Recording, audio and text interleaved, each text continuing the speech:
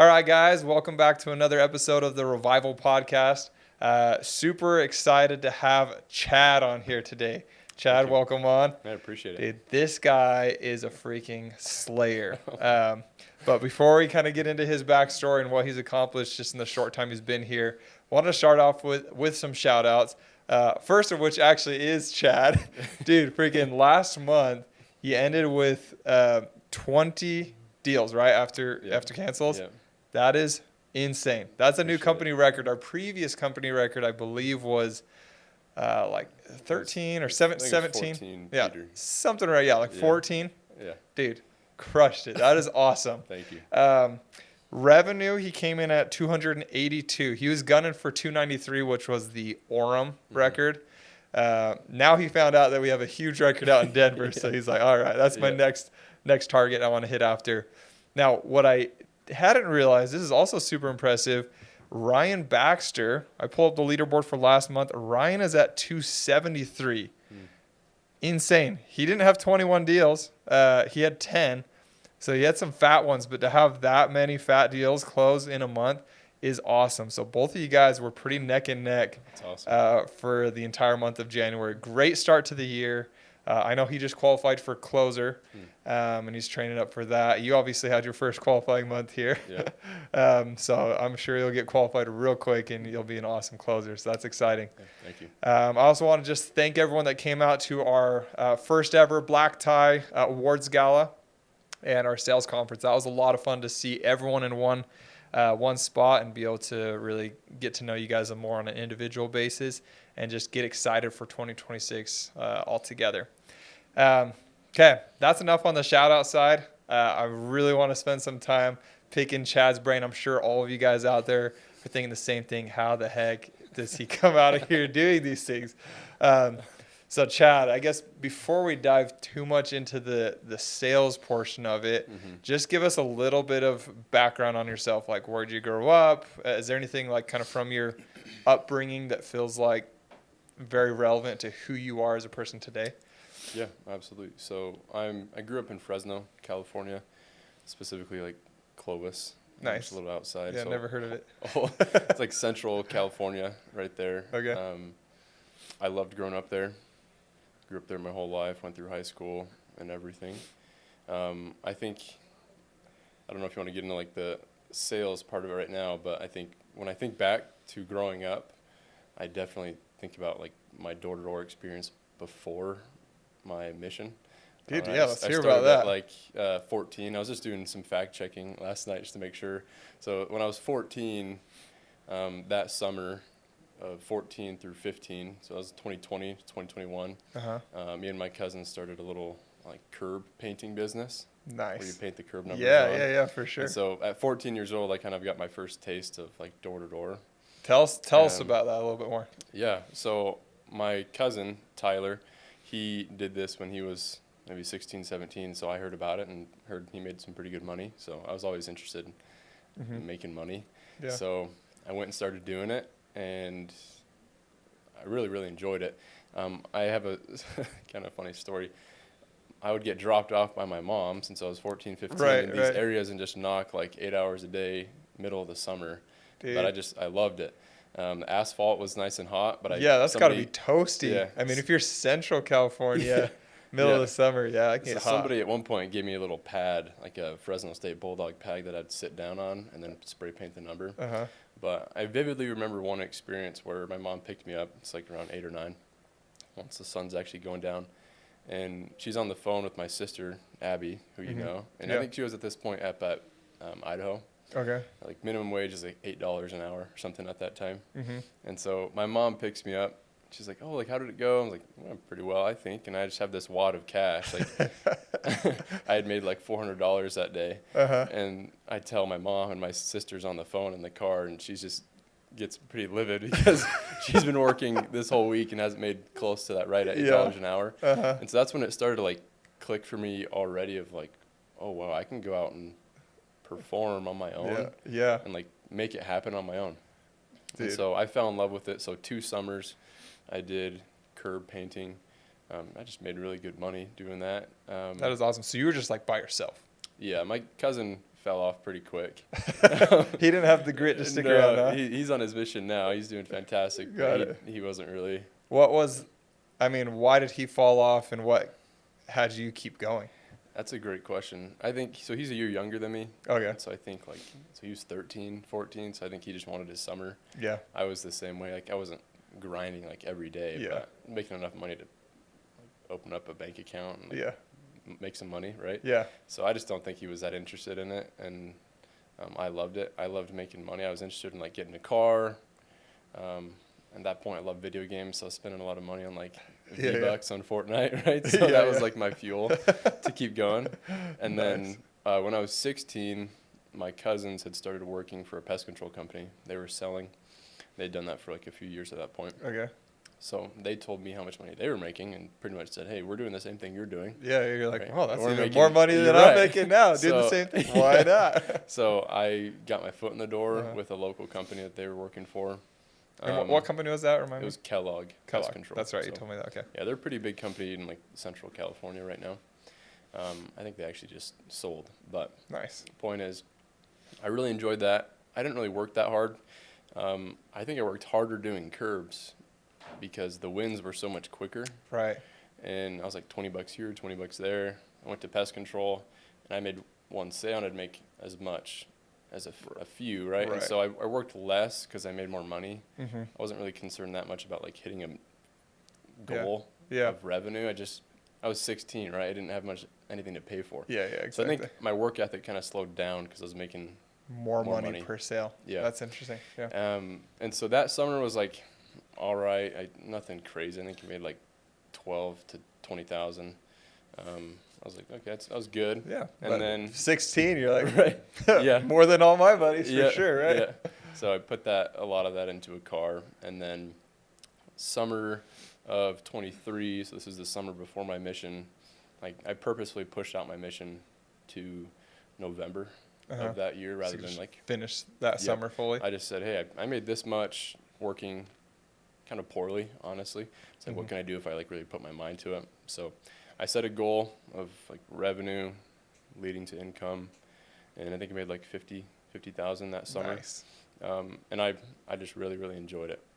Like actually put my mind to something, set a goal for myself, and accomplished it. And so it felt really good, like going right into my mission. Yeah. From that. And so that summer I was working for my cousin's company actually. So by that point they'd split off and Yeah. made their own That's cool. company. What was that company called? It was TrueBug. TrueBug. Nice. Yeah. So they're Same area. Right, same area right there in Central California. So they're growing. That's really awesome. well. Have That's a awesome. Group of sales guys. So I'm actually curious because I always think back and I'm like, man, if I had done sales before my mission, like I would have done a lot of things on my mission very differently. Yeah. And I'm actually curious to just hear your input. Like, did your sales experience shift any behaviors on your mission? That's a great question. I had a lot of people ask me that, honestly, because when we're getting to know each other as missionaries, that comes up of what I did for work, and so a lot of questions like that. And I think my conclusion is like I don't actually think it did a lot. Interesting. I think I've always had the skill to talk to people, and I think that's what I would have gained. If somebody doesn't have, I think that's what they'll notice is they're just able to ask questions and have like conversation because not all people enjoy that or have that skill. Yeah. So I think that would have been the biggest thing, but I feel like I always kind of had that to an extent. But in terms of like selling something, I realized I kind of had to like unlearn some sales tactics when I went to my mission. Because there were some people who would try to sell that, right? And you sometimes maybe a little bit pushy, but I didn't want that. I wanted people to come to us or come to the truth, right? And like what they wanted to do. And so I kind of unlearned a lot of sales principles, I think, on my mission and just leave it on the table for people. And so that's one thing I noticed when I came to Revival just this last month is that I feel like I was so soft, kind of. Like if one no, I was off their door. I was like, I don't want to be that guy. And I had to learn, I was like, to push through those a little bit, push through the no's just a little bit. Because my mission, I was like, somebody told me no. Like, I'm going to give them every opportunity. I'm going to give them a lot of information. But I didn't really push because I just didn't want to meet with somebody that didn't want to meet with us. Yeah, Or at least totally. I felt that way. Yeah, I get that. Yeah, I was more curious. Like, I was specifically thinking about like smoke screens. I'm like, man, if I would have had the one skill of just overcoming smoke screens, Yeah. I feel like I would have been able to open the door to a lot more people on my mission, because Sure. a lot of people view a smoke screen as reality. It's like, oh no, I'm not interested. Right. It's like, in reality, that person actually is struggling, actually searching, but that's the knee-jerk reaction that they're giving to you when you first approach them. When you say that, I would say, thinking about it, yeah, like that is definitely one. That's even in like Preach My Gospel is one of the things it notes is that when we teach people, sometimes it answers questions that they're not even aware of that they have. And I think that's kind of like a smoke screen, right? It's just like, it's that knee-jerk reaction. The first thing that comes to your mind that's not real reality. Yeah. Like, Yeah, what you actually want exactly. to say. And a lot of missionaries just like, oh, okay. Right, you know, like right. walk away. They're not interested. Yeah. It's like, no. It's like, if I had been able to overcome that a little bit better, that'd be cool. I didn't feel like I was ever like pushy in that sense, but I feel like a lot of other missionaries thought that about me. Got it. And Got so it. So maybe it had become kind of inherent. It's like, Right. oh, I'm not even being pushy. I just am ignoring that Yeah. because I know that's not true what they're saying. So I think I probably was doing it, just not thinking about it. Yeah. Because I had a lot of missionaries that would tell me that, like, dude, you're kind of like, you kind of get in there, but like, Yeah. it ends up being really good. Uh-huh. Like, oftentimes they're maybe a little bit hesitant to do that. Yeah, that's sometimes helpful. Yeah, look at it. How do other people perceive my behaviors? Yeah. Is truly who you are. Yeah. So that's cool. Similar question. I'm curious, you coming from pest control to windows. I know you had the mission in between, which can kind of like fuzzy the waters a little bit. Yeah. What is your take on the difference between selling pest control and selling windows? What are like some of the main differences you noticed? I definitely struggled with that I say struggle. I mean, it was hard, but it wasn't that long. Like, I feel like it was not that long of a learning curve. Mm-hmm. It was maybe like the first 2 weeks, I think, where I was struggling because I wanted to close them. Like, you want to tell them about the windows and you want to close them. Like pest control, like you just close every door if you can. Right. And you don't care if the wife or the husband's not there. Like, just get it done. You roll through it and you just get them down. With windows, I've enjoyed it. It's been an enjoyable like process of learning, but it's much more laid back. And I think once I started to act like that, I started to see much more success. Yeah, that's interesting. Like, I'm not here to sell you the windows. Like, a lot of people will ask that. Like, I'm not going to say yes or no right now. It's like, oh, like, don't worry, I'm not the yes or no guy. Yeah. Like, when my marketing director comes by, like, he's the one that's going to ask for yes or no. Like, I'm just here to set the appointment. So it was enjoyable, but I had to learn to like take a step back and not go like to that close, but just I think leave a little bit desired for the customer. Yeah. I think that's my like intention is when they ask questions, like I want to leave as much fuel for the closer as possible. That's so important. And so like I try to say as little as I can about like the really, really phenomenal things, because I know if we get in the door, that information will be so much more powerful when they're sitting down. And so I feel like I kind of exhaust ammo at the door and it's not as powerful just because there's a lot of things going on in their head. Yeah, that's such an easy rookie mistake. I'd actually say not an easy rookie mistake because they don't even have the ammo to give them, right? They know nothing but the script. But as an easy mistake to slip into as a rookie starts to gain more knowledge. They get these questions answered and they have more questions asked on the door, accumulate this database, and then they start just like answering every question thinking, oh, dude, I'm the boss, I'm the window guy. And then all of a sudden their performance tanks. It's like, what's going on? It's like, oh, dude, you're giving way too much out of the door. It's like, go back to what you're doing. We didn't know anything. Right. Yeah. That's cool. I always like to relate the mentality coming from pest control or a similar sell where it's like, hey, get the job done at the door, to windows where you're just setting the appointment, trying to kind of do a little bit more of a pullback, like hunting versus fishing, right? It's like pest, dude, hunting, curb, hunting, get it done, get the money in hand. No, this is like, hey, set the lead out there, reel it in, see if they can bite on it, and just like keep them engaged until the closer. You can just hand off the fishing pole to them to pull that thing in, right? See if they can get it in.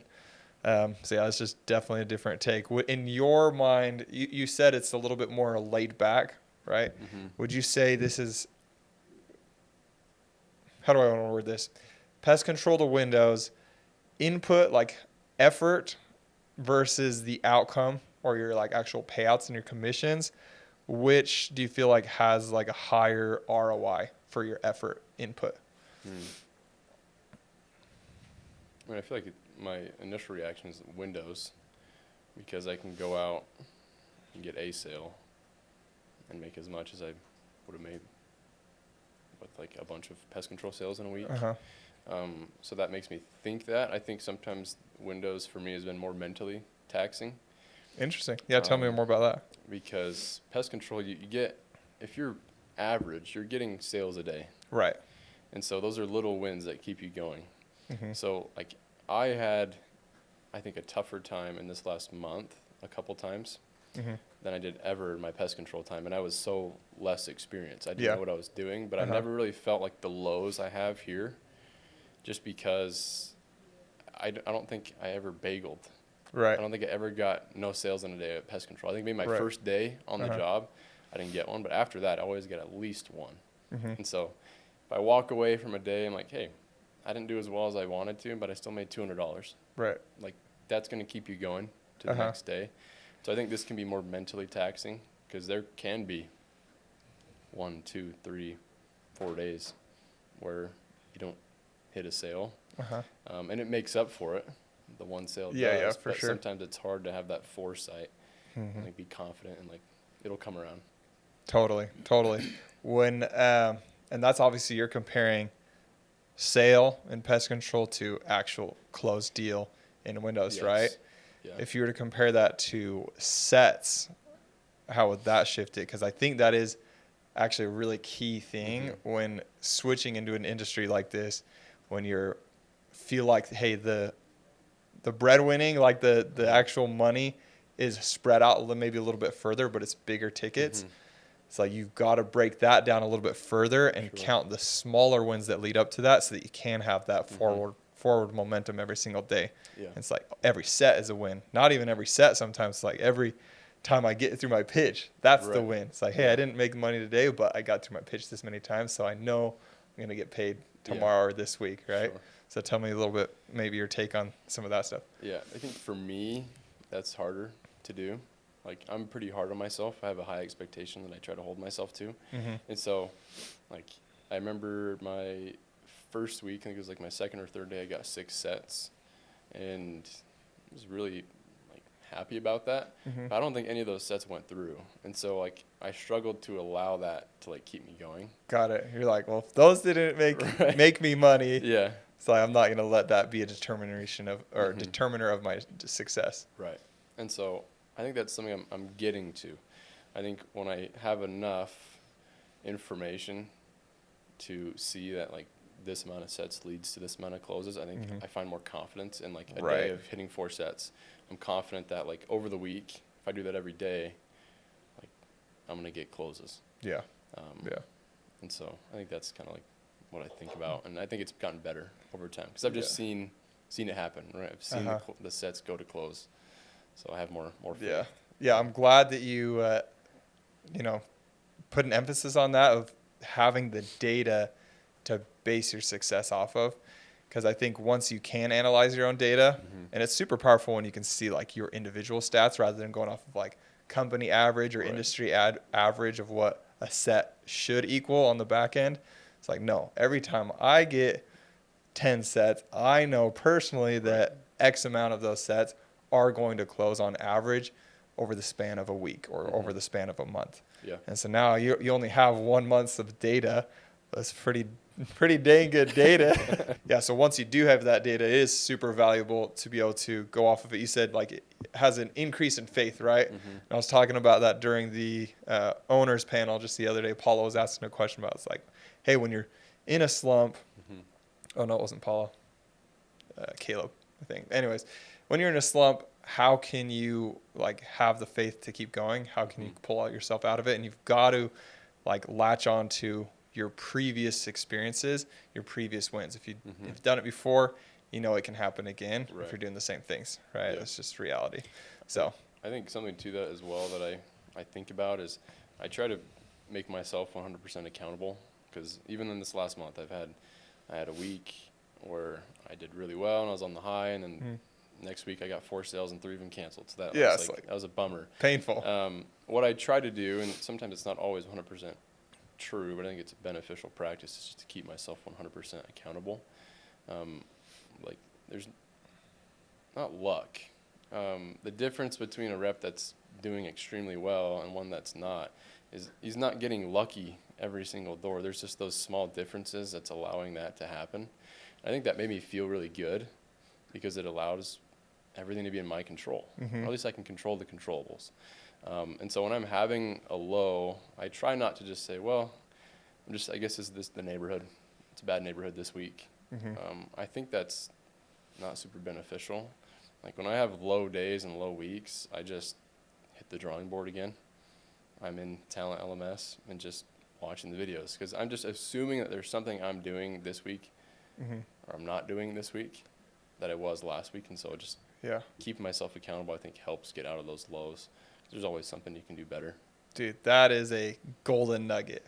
If I had to guess if there's like one thing that would be like your secret sauce, that's probably it, to be honest. If just zooming out and taking a look at all the reps that I've seen succeed and reps that I've seen fail, the ones that fail, they always find excuses as to why they're failing. Gotcha. It's the area. Oh man, my closer sucked. Oh man, so many cancels.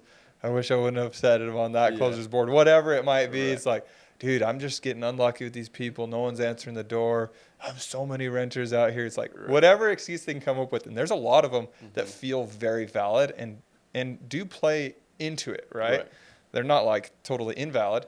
Yeah. But they are not willing to go 100% accountable for the outcomes. Yeah. And you are. And so you're going to make it happen with everything that is in your control. And by by placing all of these excuses out there, it makes it feel like they don't have to then go and put in the extra work. Right? The talent LMS, the late nights, watching the extra training videos, reading the training manual, reaching out to your manager, recording your own pitch, like all these little things. Sure. It's like, no, that is 100% the difference between someone that goes out and makes success happen versus someone that just fizzles. Yeah, absolutely. So thanks for sharing that. That was cool. Of course. Outside of that, what other tricks of the trade do you feel like you have up your sleeve over your years of door-to-door experience that you feel like are keys to your success on the doors? I think the first thing that comes to mind is just a skill that I feel like I don't know if I think I've practiced it, especially on my mission. I really practice this of just talking slowly. I try my best to do that. Obviously, at times I'm talking pretty quick. But I think that's one thing that I do well in terms of my sales approach is I feel like I'm able to relate and slow the customer down. It's just such a big difference when I'm like really gunning for a set. I realize that I start talking faster. I can see that they're more anxious because they feel like, well, this guy's just trying to set this appointment. So that's one thing I always try to do that I feel like I'm pretty good at is talking slow. I love what it does to the homeowner, the customer, because I just see it over time. It just like softens them a little bit. When I'm going through the pitch, slowing down on those like absolutely crucial parts, I feel like just allows it to actually sink in. Because I've heard pitches where I'm like trying to act like the homeowner, really like get myself in there. Yeah. And I'm like, he's talking so fast, I don't really know like what I'm digesting here. Yeah, so, as a homeowner, right, you have like all these other thoughts also. It's like, who's this guy? Why is he here? What am I going to say to get him off my door, right? Exactly. If he's like talking even like regular pace, it almost can feel like in one ear, out the other. Yeah. We were talking about this in the Orem office the other day, and it's just so true, is that sometimes when you feel like you don't want the person to interrupt, sometimes people start talking faster.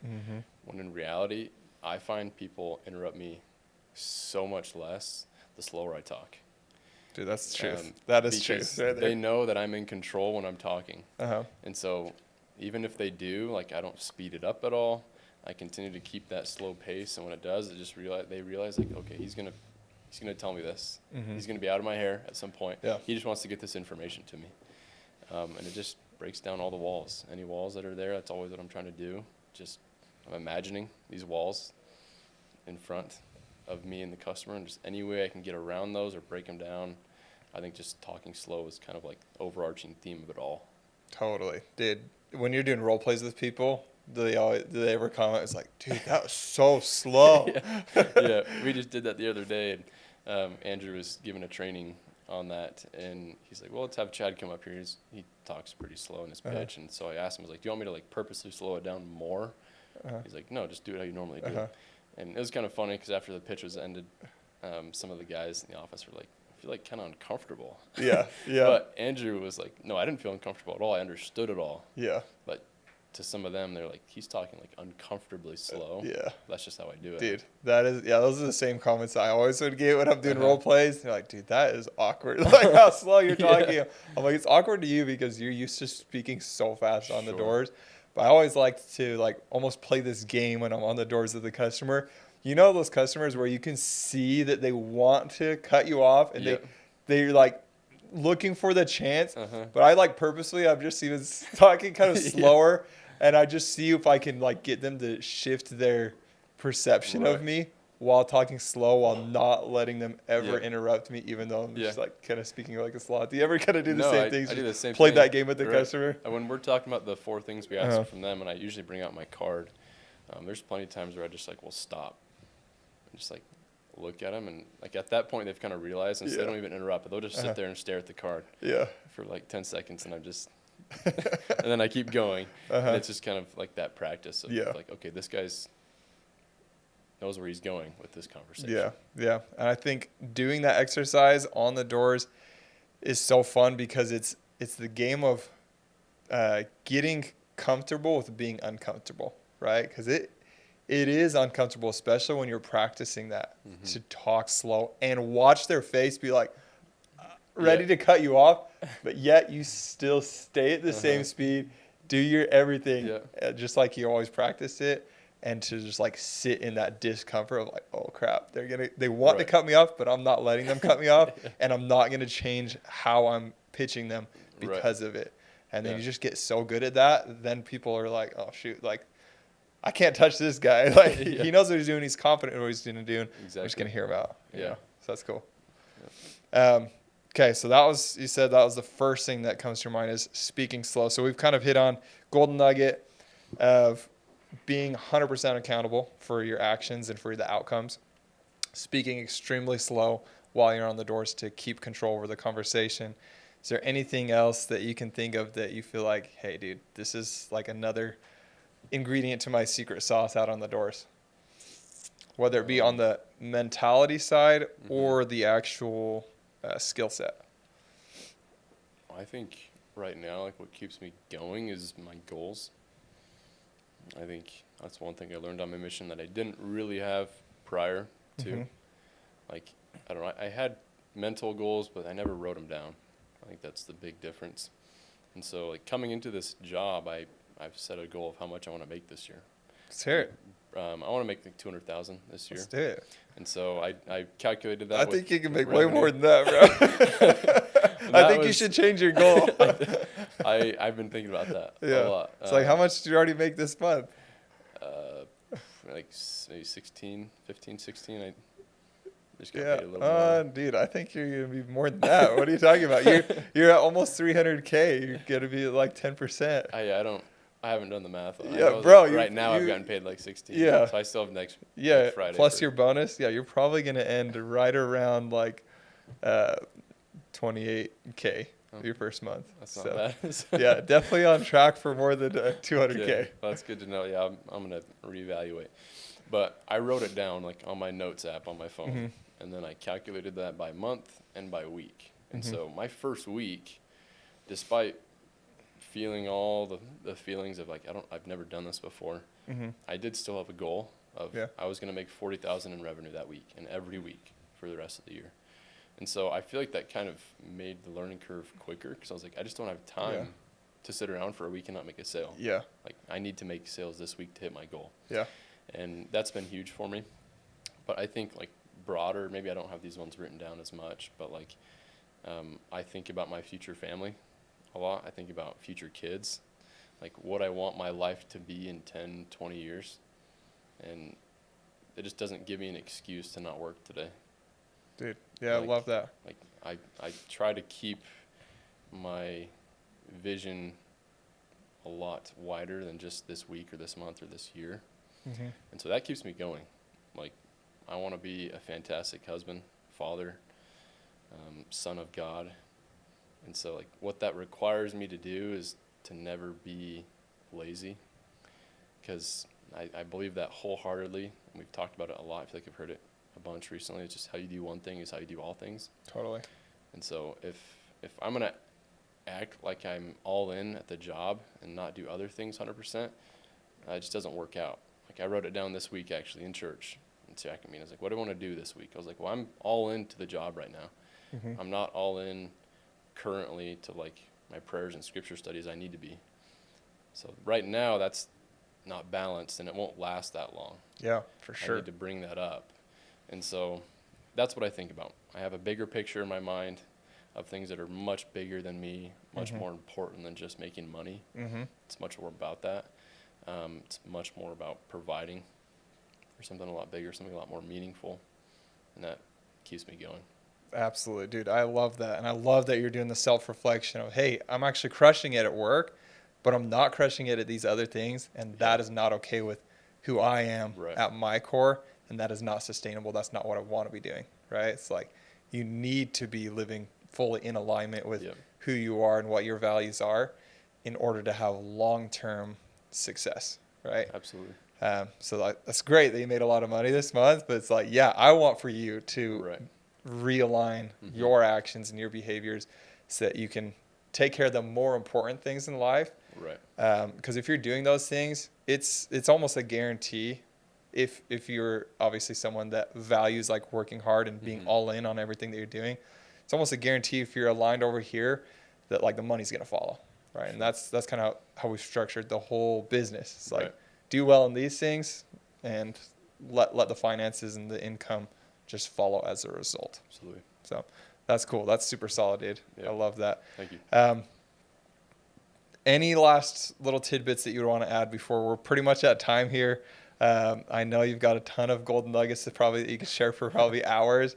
Is there any last things that you want to throw out here before we wrapped up? Just gotta have the desire to be the best if you want to do well. Yeah. I don't know why you'd ever settle for less than the best. So I came into this job and I told Tegan this. I told Andrew. I think I told James this on the first call.